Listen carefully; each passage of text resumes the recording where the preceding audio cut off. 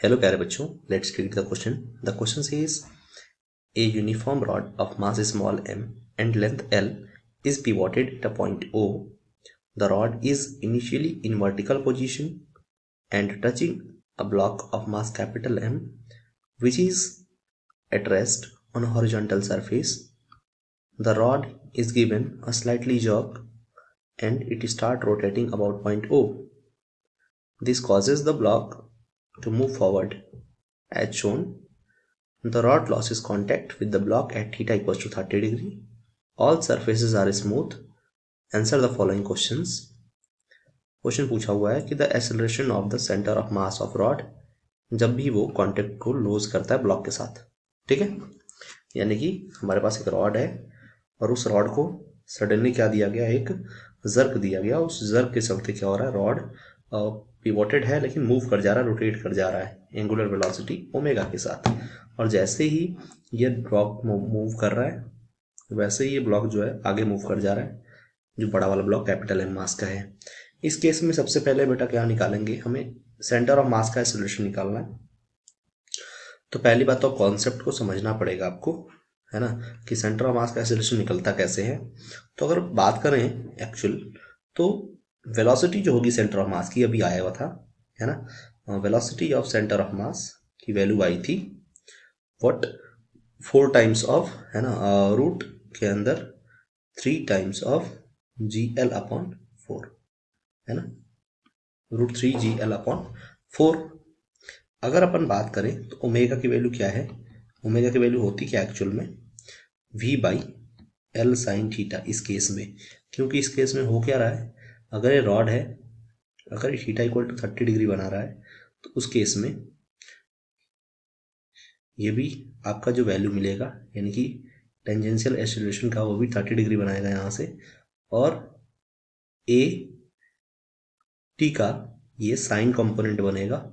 और दूसरी बात, एक यहाँ पर लग रहा होगा जो कि centripetal acceleration A N, and that is equals to, है ना, जो कि हम कह सकते हैं कि यहाँ से थीटा बना रहा होगा, जो कि क्या हो जाएगा, अगर ए एन नीचे लग रहा है तो उस ए एन का जो कंपोनेंट लगेगा वो इधर लगेगा ए एन का कॉस थीटा.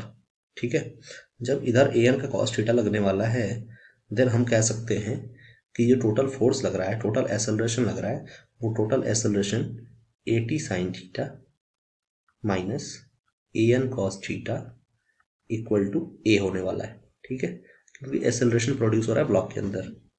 चलो ठीक है, यहाँ तक तो. अब हमें करना क्या है, लेट गेट इनटू दिस. अब हमें वेलोसिटी निकल गई है, omega equal to V by L sine theta होगा. अब अगर देखें फाइनल कि अगर हम वैल्यूज पर आकर नजर डालें, एक मिनट मैं कलर चेंज कर लेता हूँ. ठीक है, मैंने कलर चेंज कर लिया. अगर अब देखोगे बेटा, तो यहाँ पर v की वैल्यू को रखते हैं अगर, तो v की वैल्यू रखोगे तो क्या आ जाएगा, 2 टाइम्स ऑफ, है ना, 2 times of 3gl upon 4l. ठीक है, अगर फाइनली निकालेंगे तो ये मिलेगा आपको रूट के अंदर 3gl अपॉन, है ना, रूट के अंदर 3gl अपॉन 2l, और फाइनल हो जाएगा आपका 3g बाई एल, है ना, और 2 बेटा हो जाएगा बाहर. ठीक है, 2 हो जाएगा बाहर, यानी 1/2 बाहर हो जाएगा. चलो इतना तो आ गया. अब हमें करना क्या है, अब हमें इक्वेशन बनाना है ना, और वो इक्वेशन बनाने किसके लिए, हमें अब इक्वेशन बनानी है सेंटर ऑफ मास के लिए. तो बेटा सेंटर ऑफ मास को अगर हम ऑब्जर्व करें तो सेंटर ऑफ मास में यहाँ पर होगा, यहाँ पर होगा सेंटर ऑफ मास. तो अगर सेंटर ऑफ मास होता है यहाँ पर, तो यहाँ पर एक ए टी लग रहा होगा और एक ए एन लग रहा होगा. अभी मैंने बताया आपको ए टी और ए एन के बारे में. तो अब करना क्या है हमें, अब इस कॉन्सेप्ट में क्या लगेगा, हमारा जो ओमेगा स्क्वायर एल होगा, है ना, इस कंसेप्ट में जो ओमेगा स्क्वायर एल होगा, तो हम लिख सकते हैं इसको ओमेगा स्क्वायर एल के चलते एम जी बाई 2 रूट 3/2. ठीक है, एम जी बाई 2 रूट 3/2, क्योंकि यहाँ से वैल्यू आ जाएगी, यहाँ से थीटा, तो ये भी क्या होगा आपका, इस कॉन्सेप्ट में थीटा ही बना रहा होगा यहाँ से. तो M G by 2 into root 3/2 equal to m into alpha into l/3 बनेगा। अगर m से m यहाँ पर कैंसिल होता है then we will have alpha l की वैल्यू मिल जाएगी, अल्फा l की वैल्यू 3√3g/4। ठीक है, तो अगर यहाँ से हम अल्फा l/2 निकालें तो अल्फा l/2 क्या आ जाएगा आपका, जो अल्फा l/2 आएगा वो आएगा 3√3 टाइम्स ऑफ g/8। क्लियर है? चलो, तो इतनी तो वैल्यूज हमारे पास निकल गई हैं। अब हमें करना क्या है, अब हमें करना है इसको सॉल्व, और सॉल्व करने के लिए हम आ जाते हैं एकदम लास्ट पॉइंट, इस पॉइंट पर। तो ओमेगा स्क्वायर की वैल्यू निकली थी क्या, 3 टाइम्स ऑफ g/4l। ठीक है ना, ओमेगा स्क्वायर की वैल्यू क्या थी अभी, 3g/4l। अगर यहाँ से देखोगे तो ओमेगा स्क्वायर यहाँ से हमने निकाला है, ओमेगा स्क्वायर की वैल्यू ये आ गई।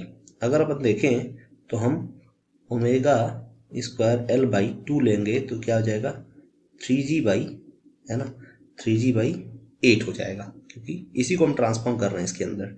ठीक है, जब इसको ट्रांसफॉर्म कर रहे हैं और ऑलरेडी आपको पता है कि इस कॉन्सेप्ट से, है ना, अगर यहाँ पे इस कॉन्सेप्ट को देखेंगे आप, इस कॉन्सेप्ट को देखोगे बेटा, एक मिनट क्लियर कर देता हूँ मैं। चलो, इस कॉन्सेप्ट को अगर देखोगे आप तो क्या होने वाला है, आपको यहाँ पर दो चीज़ें निकल के आ गई हैं, है ना। एक तो ओमेगा स्क्वायर l/2 जो कि an है, तो an की वैल्यू तो निकल के आ गई है ना। an की वैल्यू क्या होगी, यानी कि नॉर्मल सेंट्रीपिटल एक्सेलरेशन, an की वैल्यू हो जाएगी आपकी बेटा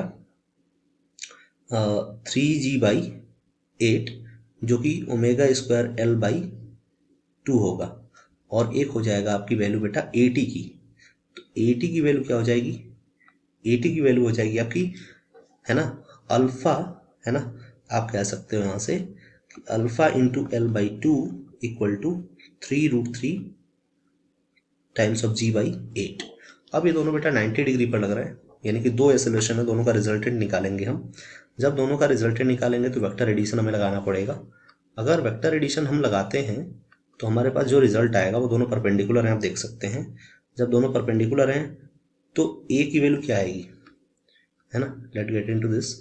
ए की जो वैल्यू आएगी वो क्या आएगी, वेक्टर सम ऑफ बोथ, है ना, 90 डिग्री के लिए। तो क्या हो जाएगा 9g², है ना, 9g²/64 एंड प्लस 27g²/64, क्योंकि दोनों को स्क्वायर करके रखेंगे, लास्ट वाला फैक्टर 0 आ जाएगा।